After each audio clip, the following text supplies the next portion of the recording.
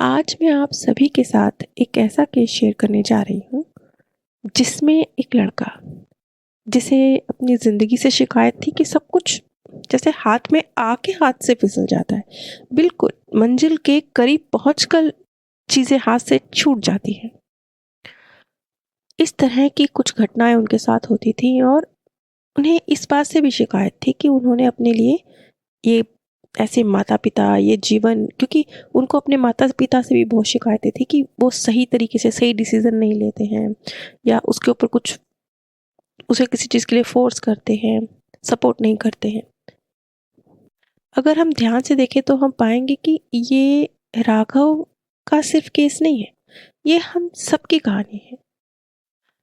हम में से कितने लोग हैं जिन्हें ये लगता है कि ज़िंदगी फ़ेयर नहीं है, हमारे साथ गलत हुआ, हमारे माता-पिता ने ये करा, काश वो ऐसे ना होते हमारे माता-पिता, काश हम इस घर में ना पैदा हुआ होते, हमारी ज़िंदगी ऐसे ना होती, ये क्यों हुआ, इसके पीछे क्या कारण है? इस तरह के बहुत सारे सवाल हैं जो ज़िंदगी में कई बार जब हम चलते हैं, ज़िंदगी जीते हैं तो हमारे सामने आते हैं। और आप अकेले नहीं हैं, ये हर व्यक्ति के जीवन में होता है। राघव का मामला भी कुछ ऐसा ही था।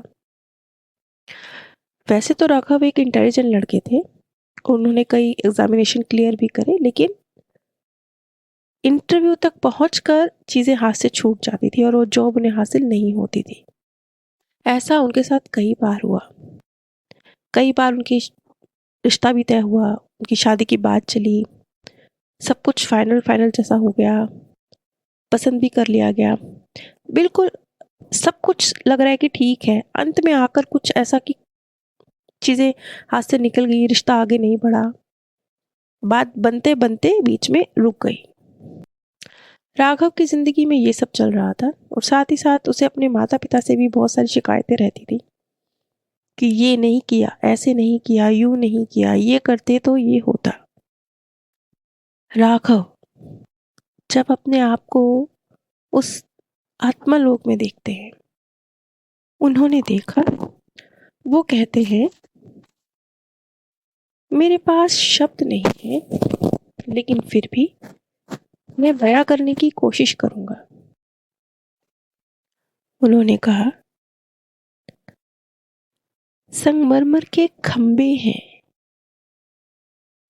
नीचे हरियाली है, जैसे बहुत खूबसूरत फूलों का गलीचा बिछा हुआ हो। दीवारें ऐसे जैसे खूबसूरत इंद्रधनुषी कांच से बनी हुई हो। बहुत मधुर, शब्द रहित, बिल्कुल कानों में रस की तरह घुल जाने वाला ऐसा सुंदर संगीत है।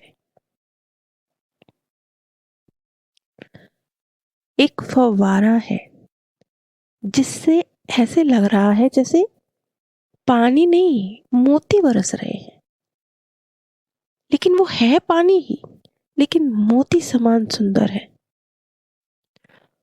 बहुत ऊंची छत है, बहुत ऊंची, लेकिन ऐसे जैसे उसमें से सूर्य की रोशनी टपक रही हो, शांतिदायक, हल्का सा, जैसे माँ की माँ के सीने से लगकर एक गर्माहट का एहसास होता है, कुछ ऐसा प्यारा एहसास। सामने फव्वारा है, मैं जैसे उस मोती समान पानी को छू सकता हूँ।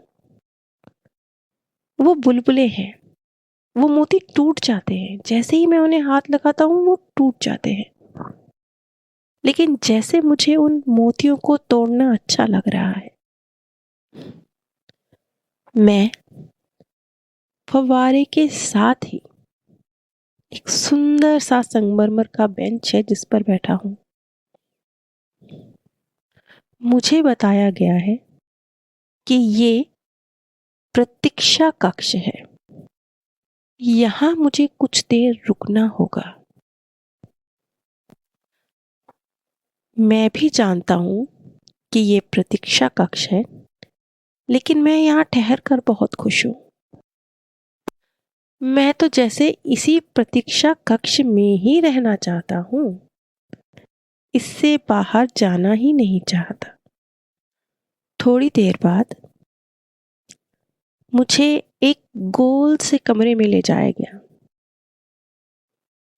मेरे सामने एक बहुत खूबसूरत, शालीन, अधेड़ आयु की महिला बैठी है।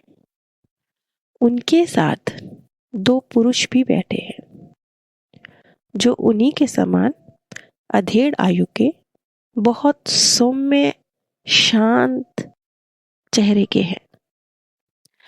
इनको सामने देखकर ऐसे लग रहा है जैसे मैं अपने माता पिता के सामने हूँ।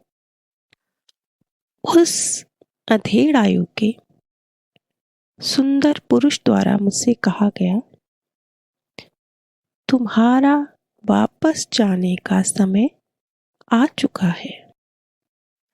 ये सुनकर मैं खुश नहीं हूं। इस पर एक दूसरे अधेड़ आयु के सुंदर चेहरे वाले बुजुर्ग जो मेरे सामने बैठे हैं, उन्होंने कहा, जाना जरूरी है और कल्याणकारी भी है। वो महिला कहती हैं कि मुझे सीखना होगा कि आसानी से मिली चीजों का तिरस्कार नहीं किया जाता है। अगर कोई व्यक्ति आपके लिए कुछ कर रहा है तो उसका सम्मान कीजिए। ये आपका हक नहीं, उनका प्रेम है। ये वो नियम है जिसे मैं अपने पूर्व जन्मों में पूरी तरह भूल चुका था और हर चीज को फॉर ग्रांटेड लेना शुरू कर दिया था। मुझे लगता था हर चीज जो मुझे मिली है इतनी सरलता से, उसकी कोई वैल्यू नहीं है। उसे तो मेरा ही होना था, उस पर तो मेरा ही हक था। ये चीज इतनी भी महत्वपूर्ण नहीं है और इस कारण से मैं अपने कई जन्मों में एक नाखुश व्यक्ति के रूप में रहा हूं। इसलिए नहीं कि मेरे पास कुछ कमी थी, बल्कि इसलिए कि जो कुछ भी मुझे हासिल हुआ मैंने उसकी रिस्पेक्ट नहीं करी, देने वाले का आदर नहीं किया। राघव के सामने एक टेलीपैथिक मैसेज था कि अब इस जीवन में यही वो लेसन है जिसे सीखने के लिए उसे धरती पर जाना है, लेकिन अकेले नहीं जाना है। ये लेसन चाहे मुश्किल हो, लेकिन उसकी सरलता के लिए, ताकि वो आसानी से सीख सके और बहुत सारी आत्माएं जो उसकी मददगार हैं वो इस खेल में उसके साथ हैं। इस एक छोटे सिर्फ 2 लाइन के मैसेज के साथ ये सेशन समाप्त हुआ। राघव ने अपना ये जीवन जिया एक ऐसे बच्चे के रूप में, एक ऐसे व्यक्ति के रूप में जिसे अपने जीवन में बहुत कुछ प्राप्त हुआ, लेकिन बस मंजिल तक पहुंचते ही छूट गया। क्यों? क्योंकि उसे चीजों की अहमियत समझने की जरूरत थी, जो कि उसने कई जन्मों में नहीं समझी। हम सब ऐसा करते हैं ना, कोई भी चीज जो आपको आसानी से हासिल होती है आप उसे भूल जाते हैं, और इसकी वजह से क्या होता है, इसी कारण से जो आपके पास है आप उसका आनंद नहीं लेते हैं, बल्कि जो आपके पास नहीं है आप उसके लिए दुखी होते हैं। यही चीज राघव के साथ भी थी और इसी चीज को सीखने के लिए राघव का ये जन्म हुआ था। उसके लिए ये सीखना जरूरी था कि यदि उसके माता पिता या कोई भी अन्य उसके लिए छोटा या बड़ा कुछ भी कर रहा है तो इसलिए नहीं कि ये वो उसका हक है, इसलिए कि वो उसको प्रेम करते हैं, और चूंकि वो उसको प्रेम करते हैं इसलिए उन्हें उनकी हर छोटी से छोटी चीज के लिए उनका थैंकफुल होना है। और इस जीवन में थोड़ी मुश्किलों के साथ जब उसे चीजें हासिल हो रही हैं तो ये एक तरह से उसे ये सिखाने के लिए कि जो चीज आसानी से मिलती है वो यूजलेस नहीं होती। अब जीवन की इन परिस्थितियों में उसे हासिल सब कुछ होगा। ऐसा नहीं है कि उसे उसके कर्म का फल नहीं मिलेगा, क्योंकि वो एक बहुत ही मेहनती युवक है, अच्छा युवक है, तो उसे उसके जो इतने पावरफुल स्वतंत्र कर्म है उसका रिजल्ट तो मिलना ही है। लेकिन जब वो हर उस चीज का जो उसे हासिल हुई है उसके लिए प्रकृति का और अपनों का और अपना थैंकफुल होना वो सीख लेगा, जैसे जैसे वो सीखता जाएगा और हर चीज जो उसके पास है उसका आनंद लेता जाएगा, वैसे वैसे चीजें सरलता से उसके पास आती जाएंगी, क्योंकि जो उसका लेसन है वो अपने धीरे धीरे करके कंप्लीट होता जाएगा। इस सेशन के बाद राघव के मन में जो ये भाव रहा कि मुझे ही क्यों नहीं मिलता, मैं इतनी मेहनत करता हूँ, ये तो मेरे हक का है, ये मुझ तक क्यों नहीं आया, सामने वाले के हक का नहीं है, उसको कैसे मिल गया, मेरे दोस्त को कैसे मिल गया, ये सारे भाव जो उसके अंदर थे वो रिलीज हुए और उसकी समझ में आया कि उसे चीजें चाहे थोड़ी स्लो गति से मिल रही हैं लेकिन वो इसलिए मिल रही हैं ताकि वो न सिर्फ उनका आनंद ले बल्कि उनका सम्मान करे। अब अगर हम ध्यानपूर्वक देखें तो राघव के इस केस में हम सबके लिए भी एक सीख है कि आपके जीवन में थोड़ा ध्यान से देखिए, ऐसा बहुत कुछ है जो तारीफ के योग्य है, लेकिन क्योंकि आपकी सारी ऊर्जा जो नहीं है उस तरफ फोकस है, इसलिए आपको हमेशा ऐसे लगता रहेगा कि ये चीज नहीं है इसलिए जीवन में आनंद नहीं है, उसके पास है इसलिए उसके जीवन में आनंद है। ये भाव तभी समाप्त होगा जब आप उन चीजों को देखना शुरू करेंगे जो आपके पास है और जो प्रकृति ने या किसी व्यक्ति ने या किसी घटना ने आपको दिया है उसमें कौन सी भलाई छुपी है। क्योंकि कोई भी घटना एक तरफा नहीं होती, जरूर उसके अंदर कुछ ना कुछ पॉजिटिव होता है, वो ढूंढना पड़ता है। कई बार ऐसे लगता है कि कुछ पॉजिटिव नहीं है, ढूंढना पड़ता है।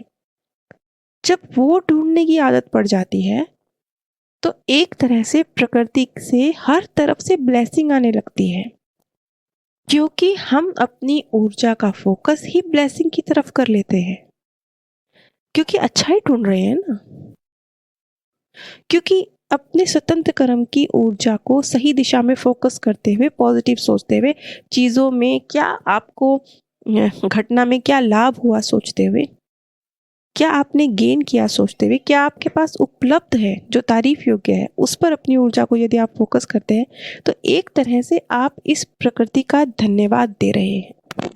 और जब आप इस प्रकृति का धन्यवाद देते हैं तो ब्लेसिंग जो इस प्रकृति से आनी है ऑटोमेटिकली आती है। वो तब तक ही नहीं आती जब तक आपके अंदर धन्यवाद का भाव नहीं रहता, जैसा कि राघव के अंदर था, हर चीज को फॉर ग्रांटेड लेना। उसने कई जन्मों में इस पैटर्न को फॉलो किया है, लेकिन इस बर्थ में उसने अपना ये पैटर्न तोड़ दिया है। इसलिए इस बर्थ में आने वाले वक्त में उसे बहुत कुछ प्राप्त होगा। वो सारी शिकायतें जो उसे आज इस प्रकृति से हैं वो खत्म हो जाएंगी। आप सभी पर परमात्म सौंदर्य, प्रेम और आनंद सदैव बरसता रहे। आप सभी दिव्य